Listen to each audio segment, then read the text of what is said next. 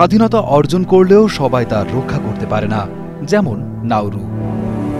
বাংলাদেশের ৩ বছর আগে স্বাধীন হওয়া এই দেশটি ছিল বিশ্বের দ্বিতীয় ধনী দেশ।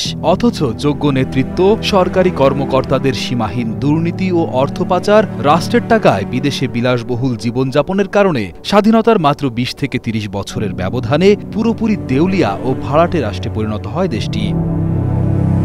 ৭০-এর দশকে নাউরুর মাত্র ৭,০০০ মানুষের বিপরীতে নগদ অর্থ ছিল $২৫ বিলিয়ন।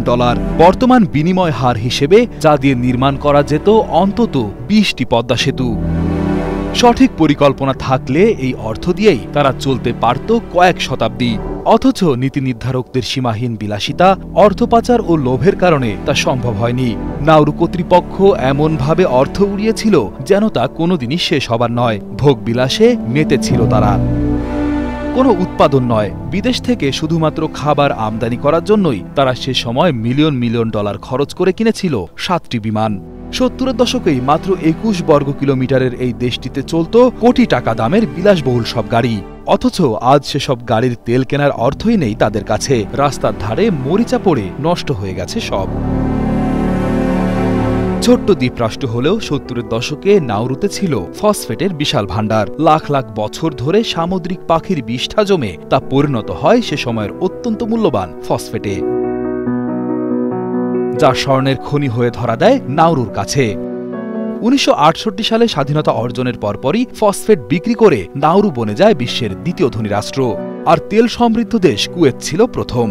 ৭০-এর দশকে নাউরুর মাত্র ৭,০০০ মানুষের বিপরীতে নগদ $২৫ বিলিয়ন থাকলেও তাদের ছিল না দূরদর্শী কোনো পরিকল্পনা। অব্যবস্থাপনা ও নেতাদের সীমাহীন দুর্নীতি নিঃস্ব করে দিতে শুরু করে নাউরুকে, আর তার ফল ভোগ করে দেশটির অসহায় জনগণ। একসময় ফসফেট ফুরিয়ে গেলে ধীরে ধীরে ফাঁকা হতে থাকে রাষ্ট্রীয় কোষাগার।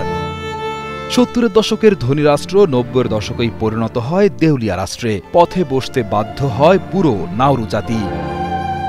ভাড়াটে বা হাত পাতা রাষ্ট্রে পরিণত হয় দেশটি। নাউরু এখন পুরোপুরি অন্যের সাহায্য নির্ভর। বেশিরভাগ সাহায্যই আসে পার্শ্ববর্তী দেশ অস্ট্রেলিয়া থেকে। ২০০১ সালে অবৈধ অনুপ্রবেশকারীদের রাখার জন্য নাউরুতে উদ্বাস্তু শিবির প্রতিষ্ঠা করে অস্ট্রেলিয়া। সেখানকার পরিবেশ এতটাই খারাপ ছিল যে নিয়মিত খাবার পানি পেতেও হিমশিম খেতে হয়। জীবনের নিরাপত্তার তো প্রশ্নই ওঠে না। নাউরুতে ছোট্ট একটি সংসদ থাকলেও বাজেট তৈরি হয় পার্শ্ববর্তী দেশ অস্ট্রেলিয়াতে। ফসফেট আহরণের জন্য মাত্রা অতিরিক্ত খোঁড়াখুড়ির ফলে মিঠা পানির উৎস দূষিত হয়ে পড়ে এবং বর্তমানে ৭০% জমিতে ফসল আবাদ করা সম্ভব নয়। আমদানি করা প্রক্রিয়াজাত খাবারই নাউরুর অধিবাসীদের একমাত্র ভরসা। নাউরুর ৯০% নাগরিকই বেকার, ৯৭% পুরুষ এবং ৯৩% নারী স্থূলতার শিকার। ৪০% নাগরিকের রয়েছে টাইপ 2 ডায়াবেটিস, কিডনি বিকল এবং হৃদরোগ সেখানে খুবই স্বাভাবিক ঘটনা। নাউরুর আশেপাশের ৩০০ কিলোমিটারের মধ্যে নেই কোনো স্থলভাগ। বেশ চমৎকার প্রাকৃতিক পরিবেশ থাকলেও বছরে ২০০ জন পর্যটকও আসে না দক্ষিণ প্রশান্ত মহাসাগরের মাঝে অবস্থিত এই দ্বীপরাষ্ট্রে। তবে এত সমস্যার পরেও নাউরুর অধিবাসীরা বেশ প্রাণবন্ত এবং হাসি খুশি থাকে সব সময়।